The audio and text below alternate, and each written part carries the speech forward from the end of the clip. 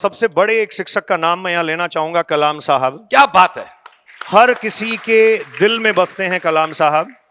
कलाम साहब शिक्षक थे और बच्चों में उनकी आत्मा बसती थी। इसका सबसे बड़ा उदाहरण यह है कि उन्होंने अपनी अंतिम सांस शिलोंग में एक व्याख्यान के दौरान ली, जब वो बच्चों से मुखातिब हो रहे थे।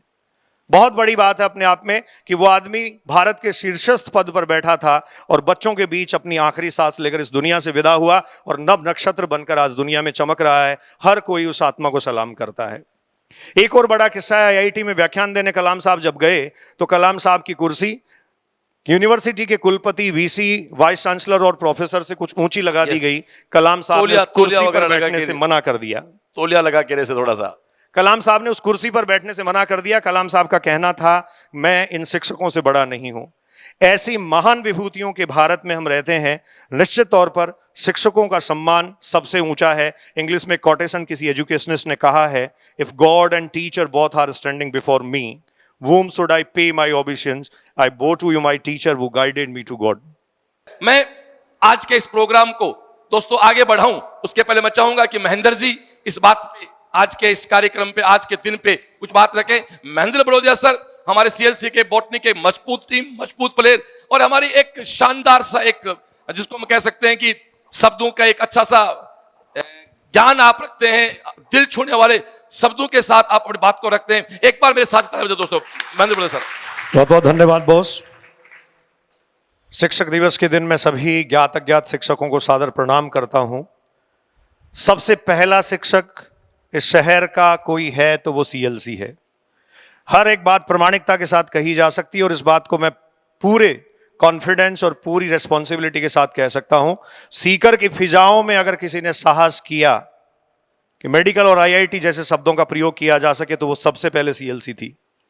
सीकर की फिजाओं में अगर किसी ने सफलता के झंडे गाड़े, सफलता के नाम का गुंजायमान किसी ने करवाया तो वो सीएलसी थी। सीकर में सबसे पहले झोपड़ी में बैठी खोपड़ियों को तराशने का जिम्मा किसी ने अगर लिया तो वो सीएलसी है।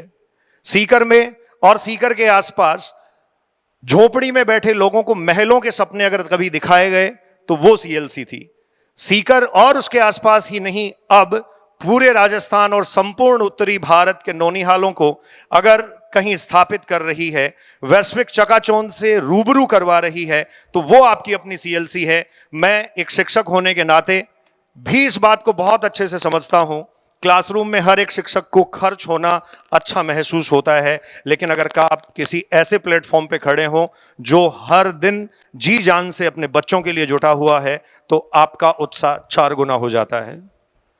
आप सबको शिक्षक दिवस की हार्दिक शुभकामनाएं। एक और विशेष बात आप सबसे मैं साझा करना चाहूंगा। सीएलसी विषमकालीन परिस्थितियों में नए तरीके इजाद करते हुए अपने नौनिहालों के साथ आगे बढ़ी। 2019 और 20 के 2 सेशन हमारे सामने ऐसे आए जिन सेशंस में हमें प्रकृति के प्रकोप का सामना करना पड़ा, लेकिन 1725 सिलेक्शंस के साथ सीएलसी ने वो कर दिखाया जो लोगों की कल्पना से बाहर था। आप अपने आप को बेहतर कब कर पाते हैं? जब प्लेटफॉर्म बेहतर मिलता है, जैसा मैं भी आपको कह रहा था।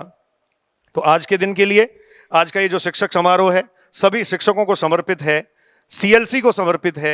मैं एक अच्छे प्लेटफॉर्म पे खड़ा हूं, इसीलिए अपनी ऊर्जा का भरपूर उपयोग कर पा रहा हूं, विद्यार्थियों को अपनी खुशबू पहुंचा पा रहा हूं और मेरी भांति सैकड़ों शिक्षक जो यहां बैठे हैं वो ऐसा कर पा रहे हैं। सभी साथियों के लिए जोरदार तालियां बजाएं, हमारे शिक्षक साथियों के लिए।